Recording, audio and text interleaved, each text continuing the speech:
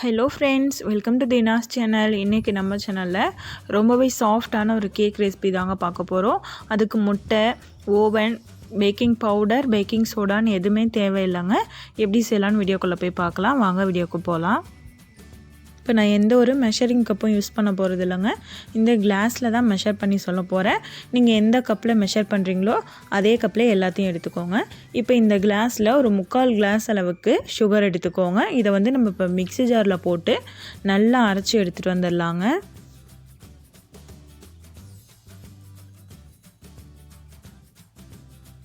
பாருங்கள், நல்லா அரைச்சிட்டு வந்துட்டேன். இப்போ இது கூட காய்ச்சி ஆற வச்ச பால் அதே கிளாஸால் 1 கிளாஸ் அளவுக்கு சேர்த்துக்கோங்க. சேர்த்துட்டு சன்ஃப்ளவர் ஆயில் வந்து ஒரு பாதி கிளாஸ் அளவுக்கு இந்த மாதிரி எடுத்துக்கோங்க. ஒரு 1/2 கிளாஸ் எடுத்துகிட்டு இது கூட சேர்த்துடுங்க.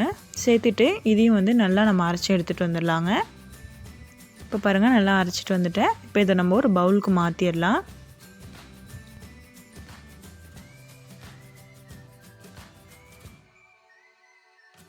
இப்போ வேறு பவுலுக்கு மாற்றினதுக்கப்புறமா அதே கிளாஸால் 2 கிளாஸ் அளவுக்கு மைதா மாவு எடுத்துக்கோங்க. அதை வந்து இதில் கொஞ்சம் கொஞ்சமாக சேர்த்து கலந்து விட்டுக்கிட்டே இருக்கலாங்க. கட்டிகள்லாம் எதுவுமே இல்லாமல் நல்லா மிக்ஸ் பண்ணி விடுங்க. இப்போ பாருங்கள், 1 கிளாஸ் மாவு வந்து சேர்த்தாச்சு. இப்போ 2வது கிளாஸ் மாவையும் இது கூட நம்ம கொஞ்சம் கொஞ்சமாக சேர்த்து கலந்து விட போகிறோங்க. கட்டிகள்லாம் இல்லாமல் நல்லா கலந்து வச்சுக்கோங்க. பாருங்கள், 2 கிளாஸ் மாவையும் நான் இதில் சேர்த்துட்டேன். இப்போ கொஞ்சம் திக்காக இருக்குது. இதனால் இன்னொரு 1/2 டம்ளர் போல் காய்ச்சி ஆற வச்ச பால் நம்ம யூஸ் பண்ணிக்கலாங்க. அதே கிளாஸால் 1/2 டம்ளர் பால் எடுத்திருக்கேன். இதில் வந்து ஊற்றி நம்ம மிக்ஸ் பண்ணிக்கிட்டே இருக்கலாம். இந்த கன்சிஸ்டன்சிக்கு நம்ம மாவு வந்து ரெடி பண்ணிக்கலாங்க. நம்ம எடுத்த 1/2 டம்ளர் பாலில் 1/4 டம்ளர் பால் தாங்க இந்த மாவுக்கு வந்து நம்ம யூஸ் பண்ணியிருக்கோம்.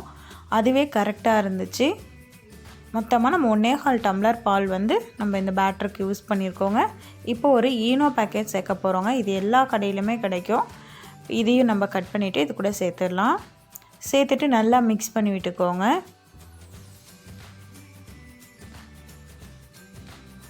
இது நல்லா கலந்து விட்டுக்கோங்க. அவ்வளோதாங்க, நம்மளோட கேக் பேட்டர் வந்து ரெடி ஆகிடுச்சு.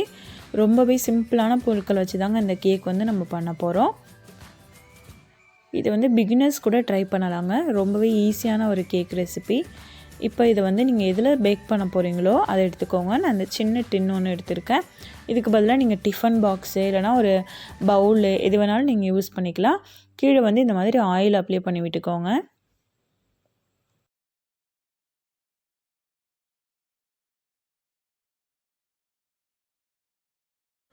அப்ளை பண்ணதுக்கப்புறமா இதில் ஒரு பட்டர் ஷீட் வச்சுக்கலாங்க.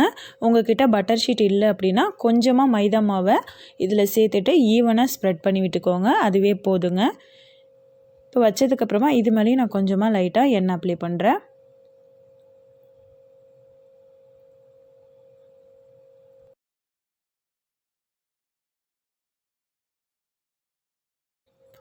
இப்போ நம்ம ரெடி பண்ணி வச்சுருந்தேன் அந்த கேக் பேட்டரை இதில் சேர்த்துட்டு இந்த மாதிரி 2-3 டைம் நல்லா டேப் பண்ணி விட்டுக்கோங்க. இப்போ இதை பேக் பண்ணிக்கலாங்க. நான் ஒரு கடாயில் கீழே வந்து உப்பு சேர்த்துருக்கேன். அதுக்கு பதிலாக நீங்கள் மணல் கூட சேர்த்துக்கலாங்க. அதுக்கப்புறமா ஒரு ஸ்டாண்ட் வச்சுக்கோங்க. ஸ்டாண்ட் இல்லாதவங்க இந்த மாதிரி ஒரு சின்ன பிளேட்டு, யூஸ் பண்ணாத ஒரு பிளேட்டாக எடுத்துக்கோங்க. அதை வந்து இந்த மாதிரி கவுத்தி போட்டுட்டு மூடி போட்டு ஒரு 10 மினிட்ஸ் லோ ஃப்ளேமில் வச்சு ப்ரீஹீட் பண்ணிக்கோங்க. இப்போ ஒரு 10 நிமிஷம் ஆகிடுச்சுங்க. இதை ஓப்பன் பண்ணிவிட்டு நம்ம கேக் ரெடி பண்ணி வச்சுருந்தேன் அந்த டின் இதில் வச்சிடலாங்க. இப்போ இதை மூடி போட்டு லோ ஃப்ளேமில் வச்சு ஒரு 45 நிமிஷம் நல்லா வேக வச்சுக்கோங்க. இப்போ பாருங்கள், ஒரு 45 நிமிஷம் ஆகிடுச்சு. கேக் வந்து நல்லா வெந்துருச்சான்னு நம்ம செக் பண்ண போகிறோம். அதுக்கு இந்த மாதிரி ஒரு டூத் ஸ்டிக் எடுத்துக்கோங்க, இல்லை ஒரு நைஃப் கூட எடுத்துக்கலாங்க. எடுத்துகிட்டு இந்த மாதிரி நடுவில் வந்து குத்தி பார்த்தீங்க அப்படின்னா அந்த ஸ்டிக்கில் வந்து ஒட்டாமல் வரணும். இப்போ பாருங்கள், கேக் வந்து நல்லா வெந்துடுச்சு. இப்போ நம்ம ஸ்டவ் ஆஃப் பண்ணிடலாம். கரெக்டாக 45 நிமிஷம் வச்சுக்கோங்க. இப்போ ஸ்டவ் ஆஃப் பண்ணிவிட்டு இதை வந்து வெளியில் எடுத்துடலாங்க. இது நல்லா ஆறுனதுக்கப்புறமா நம்ம கட் பண்ணிக்கலாங்க. இப்போ பாருங்கள், நல்லா ஆறிடுச்சு. கேக் உங்களுக்கு பார்க்கும்போதே தெரியும், நல்லா வந்து சாஃப்டாகவும் ஃப்ளஃபியாகவும் வந்திருக்கு. இப்போ இதை சுற்றி இந்த மாதிரி ஓரங்களை ஒரு நைஃப் வச்சு எடுத்து விட்டுருங்க. இப்போ இது நம்ம திருப்பி போட்டு இது மாதிரி 2 டைம் தட்டி விடுங்க. ரொம்பவே சூப்பராக வந்துருச்சு பாருங்கள். நீங்கள் பட்டர் ஷீட் போடலை அப்படின்னாலும் கேக் எடுக்கிறதுக்கு ஈஸியாக வருங்க. இது மேலே உள்ள அந்த பட்டர் ஷீட்டை நம்ம எடுத்துடலாங்க. எடுத்துட்டு இதை இப்போ நம்ம கட் பண்ண போகிறோம். இப்போ இதை நம்ம திருப்பி போட்டு கட் பண்ணிக்கலாங்க. ரொம்பவே சிம்பிளான பொருட்கள் வச்சு நம்ம வீட்டிலேயே ஒரு சாஃப்டான கேக் பண்ணிட்டோம். இதே மாதிரி இதே அளவுகளோடு நீங்களும் உங்கள் வீட்டில் ட்ரை பண்ணி பாருங்கள்.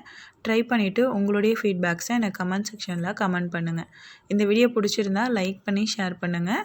மறக்காமல் நம்ம சேனலை புதுசாக பார்க்குறீங்கன்னா சப்ஸ்கிரைப் பண்ணிக்கோங்க. நான் இன்னொரு இன்ட்ரெஸ்டிங்கான வீடியோஸில் உங்களை வந்து மீட் பண்ணுறேன். Thank you friends.